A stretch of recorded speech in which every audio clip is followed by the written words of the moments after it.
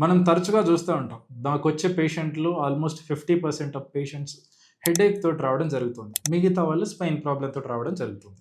హెడేక్‌తో వచ్చిన పేషెంట్‌లో 100లో 70-80% మంది సార్ మాకు హెడేక్ వచ్చింది. కళ్ళద్దాలు తీసుకున్నాను. అయినా తగ్గట్లేదు అంటూ వస్తా ఉంటారు. సో, నిజానికి హెడేక్‌కి, కళ్ళద్దాలకి ఎంతవరకు రిలేషన్ ఉంది? ఎప్పుడు కళ్ళద్దాలతో పనవుతుంది? ఎప్పుడు కళ్ళద్దాలను దాటి మనం ముందుకెళ్ళగలగాలి అనేది సాధారణంగా ప్రతి ఒక్కరు తెలుసుకోవాల్సిన విషయం.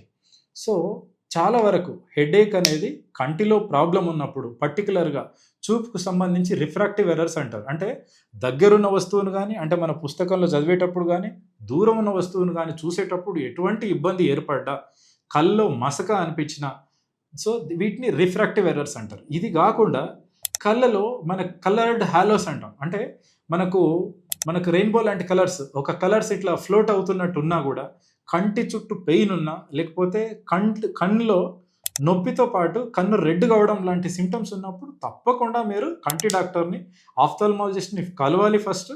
అండ్ దానికి రిలవెంట్ ఎగ్జామినేషన్ చేసుకోవాలి. రిఫ్రాక్టివ్ ఎర్రర్స్ అంటే కంటి చూపుకి, దగ్గర చూపుకి, దూరం చూపుకి ఏదన్నా తేడాలున్నప్పుడు దానికి సంబంధించిన కరస్పాండింగ్ లెన్సెస్, స్పెక్టకిల్స్ అనేది మీకు సజెస్ట్ చేస్తారు. అవి వాడుకోవడం ద్వారా మీకు మంచి ఎఫెక్టివ్ రిలీఫ్ అనేది ఉండడం జరుగుతుంది. ఇది కాకుండా పేషెంట్‌కి హెడేక్ అనేది పొద్దున పూట ఎక్కువ అవ్వడం, దగ్గినప్పుడు, తుమ్మినప్పుడు, ఎవరిపైన అరుస్తున్నప్పుడు హెడేక్ అనేది తీవ్రత కొంచెం ఎక్కువ అవ్వడం, పేషెంట్ ముందుకు వంగి పని చేసుకుంటున్నప్పుడు, అంటే బెండింగ్ ఫార్వర్డ్‌లో కింద ఏదైనా వస్తువు పడినప్పుడు తీసినప్పుడు గానీ, లేకపోతే ఇంట్లో రెగ్యులర్ వర్క్ చేసుకునే గృహిణులు వాళ్ళు కిందకు వంగేసి ఫ్లోర్ క్లీన్ చేసుకున్నప్పుడు, ఇంట్లో ఊడుస్తున్నప్పుడు గానీ వాళ్ళకు హెడేక్ ఎక్కువ అవ్వడం అనేది ఇవన్నీ బ్రెయిన్‌లో ప్రెషర్ పెరిగిన సింప్టమ్స్.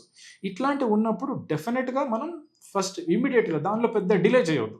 సో, వీళ్ళని రొటీన్ హెడేక్ అని, మైగ్రేన్ హెడేక్ అని, ఇంకో రకంగా జనరల్ టెన్షన్ హెడేక్ అనుకోని వాళ్ళని ఎట్టి పరిస్థితుల్లో కూడా డిలే చేయొద్దు. బ్రెయిన్‌లో ప్రెషర్ పెరిగిన సింప్టమ్స్ ఉన్నప్పుడు. సో, సేమ్ బ్రెయిన్‌లో రైజ్డ్ ఐసీపీ సింప్టమ్స్ మన పేషెంట్‌కి ఉండడం జరిగింది.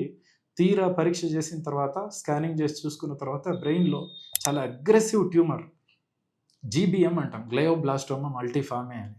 సో, గ్లయోబ్లాస్టోమా మల్టిఫార్మే అనేది బ్రెయిన్‌లో గ్రేడ్ 4 ట్యూమర్. గ్రేడ్ 4 అనేది ఇక లాస్ట్ గ్రేడ్.